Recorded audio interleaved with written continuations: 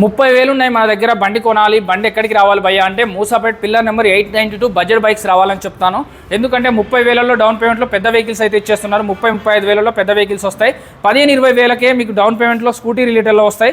మీకు అలాగే premium vehicles కావాలంటే R15 కానీ, MT-15 కానీ, రాయల్ ఎన్ఫీల్డ్ కానీ, క్లాసిక్ 350 కానీ, పల్సర్ వెహికల్ కానీ, 220 వెహికల్ కానీ, మీకు అలాగే బజాజ్ రిలేటెడ్లో కావాలన్నా కూడా, 200cc కావాలన్నా కూడా, షైన్లో కావాలన్నా కూడా, మీకు జావా రిలేటెడ్లో కావాలి, ఎఫ్జెడ్ రిలేటెడ్లో కావాలంటే దొరికిపోతాయి.